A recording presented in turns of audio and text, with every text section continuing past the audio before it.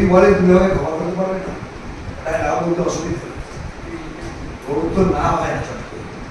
দুটো পার্ট একটু যদি প্রশ্ন একই নাই বলি আজকে আমরা এটাই বলছি বলবে যে শুনি তুমি আমাকে ক্ষমা করতে পারবে, চুপ করে থাকলে মনে হবে না নিরবতাই সম্মতি লোক,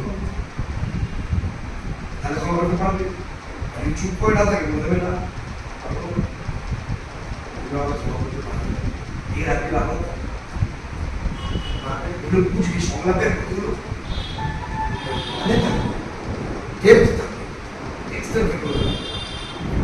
দিকে চলবে উল্টে বুঝেছিস।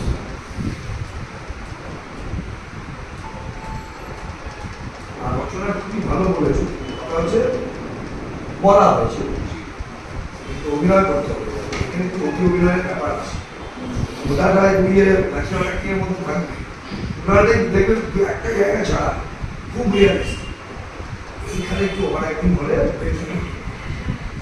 ছবির প্রতি একটা সময় হয়ে গেছে হয়ে গেছে আমি তোমাকে দেখবো তোমার মধ্যে আমরা ঠিক এগুলো সব ওভার অ্যাক্টিং, ওভার অ্যাক্টিং না হয় চিন্তা করা হয় তোমার কতটা কনফিডেন্স থাকে ডায়লগের উপর, বুঝলে শুধু ডায়লগ কনফিডেন্স না, বুঝলে অ্যাক্টিং কনফিডেন্স যে এইগুলো বোঝাই করে হচ্ছে তৈরি করছে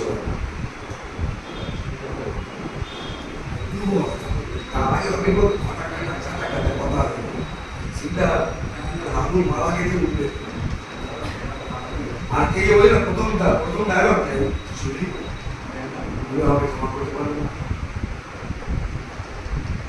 টোনটা শুনি হবে ক্ষমা করবে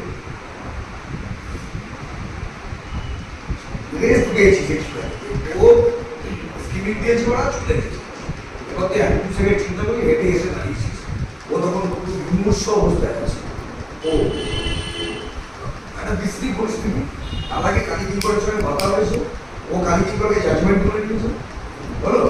এইবার এই লোকগুলোর পটলজতাও দেখে তারপরও পরে সবগুলো লোক এলো বললো এই সবাই সবাই কি হয়েছে বলো, সবাই বললো কি দরকার, একজন বললো সুলোচনা তোমাকে কি বলেছে বলো, বললো আমার বলার দরকার কেন এই বলে স্বামীর সাথে ঝগড়া হবে, কি করেছে ঝুলে ধ্যান করো এসব বললো, ওর যথেষ্ট বদল চলে যাচ্ছে সমাজ ব্যবস্থা,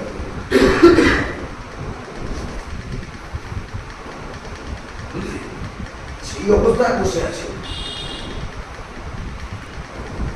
এবার তুই ওইখানে আসছিস যথেষ্ট টাইম পেয়েছিস এবং ধীরে ধীরে এসে দাঁড়ালি, খুব উদ্দেশ্য প্রণোদিত ভাবে কথাগুলো হচ্ছে, কতগুলো ঠিক বেডরুমের কথা নয়, কতগুলো ঠিক আড়াল আপনাদের নয়, উদ্দেশ্য প্রণোদ সে বলছে। আর অজর গভর্নমেন্ট প্রথমে যে দুরাচারী হিসেবে জানো এবং সেটাকে কমানো হয়েছে সেইটা বলেই বসে আছো, এবং মেয়েদের সাইকোলজি অনুযায়ী সে ওটাকে বলে করার ক্ষমতা রাখে বলে তোমাকে মিথ্যে করেছে, তুমি সত্যের মধ্যে ঢুকে পড়েছে, কিন্তু ও পুরোটা মিথ্যে করেছে, মিথ্যে করে কনভিন্স করে, আর এই সত্যের মধ্যে ঢুকতে গিয়ে যে আবেগে আপ্লুত হয় মানুষ, ওই আপ্লুতটাই এইখানে ওর একদিন যখন বুঝতে পারছিল প্রথমে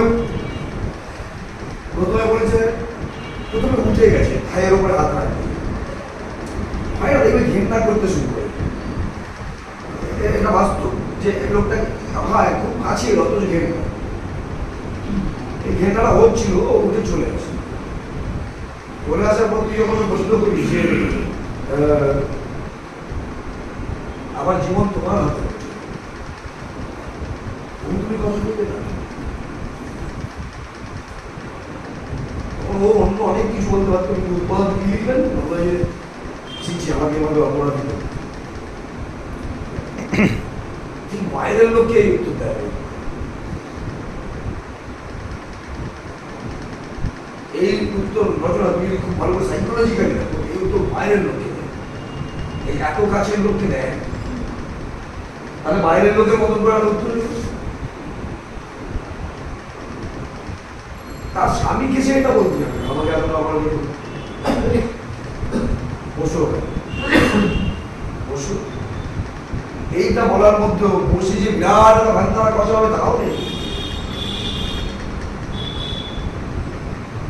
সেই রেসপন্সটা পায় লোকটা, আমার গুলিটা অন্যরকম লেভেলের সাথে কিভাবে হতে পারে এটাকে কোন লেভেল কোন জায়গায় নিয়ে যাবে, তখন ওইটা ধরে একটা অতীত স্মৃতি একটা স্নায়ুর পিরিয়ড, যে সময়টা প্রেম সত্যি থাকে। অতীত মানে কি তোমরা জানো? অতীত মানে ন্যারেটিভ। পৃথিবীর সমস্ত অতীতই ন্যারেটিভ।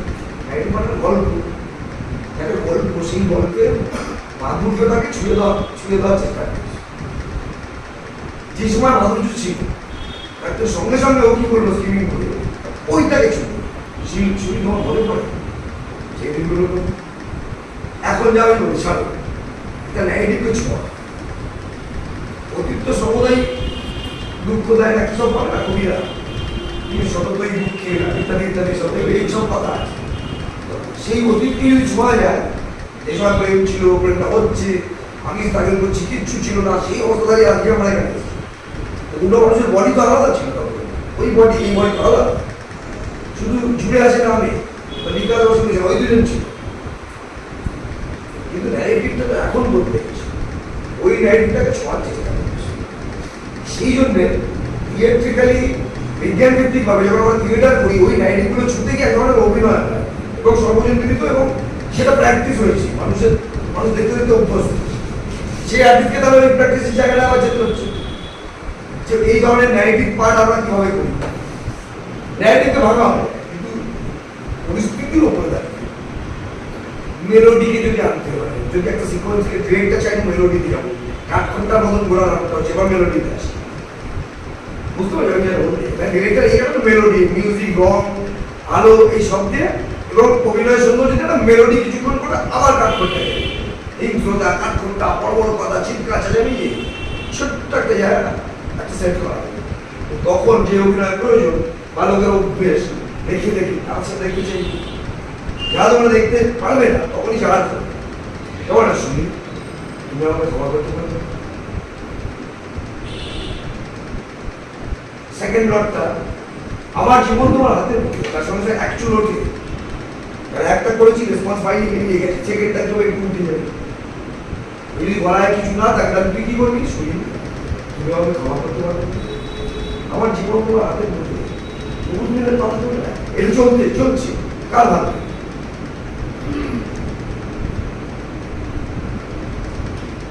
শুনি, তুমি আমাকে ক্ষমা করতে পারবে?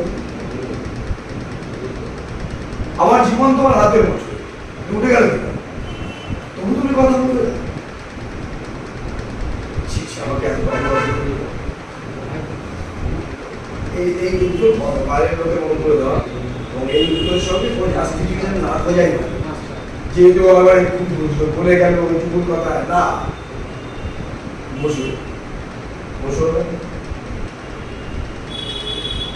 ওরও তো ইচ্ছে হতে পারে, আমরা জানি না সেটা সমালোচনার ভেতরে কি হচ্ছে, যে যদি একটা নির্মিতের কথা বলা যেহেতু বা কিছু এরকম অপমান লোকের সামনে করছে বারবার, আমরা প্রথম দৃশ্য থেকে দেখছি, সেই সূত্রও হতে পারে বসার জন্য ঘরে যখন কেউ বসে দুটো কথা বলে একটা আন্ডারস্ট্যান্ডিং তৈরি হয়, বড় দোষ বেরিয়েছে, বড় দোষ বেরিয়েছে, তখন বসতে হবে।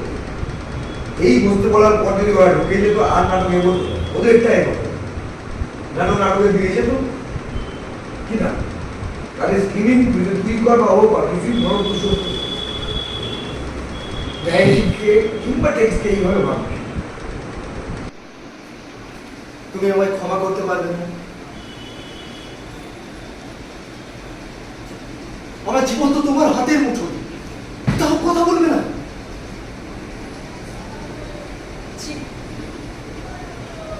ওভাবে বলো না, বসো ওখানে, বসো।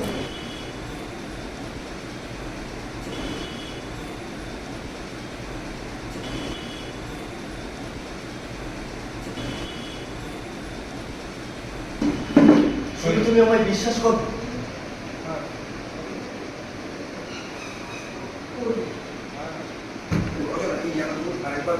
ওই অবস্থায় সত্যি তো সত্যি যাও যাও তুমি পায়রা বলো বলে আমার কম্পোজ করবে অনেক বেটার আচ্ছা ওকে পুরো জাজমেন্ট করবে এটুকুর মধ্যে করি বলার আগে শুনি তুমি আমায় বিশ্বাস করো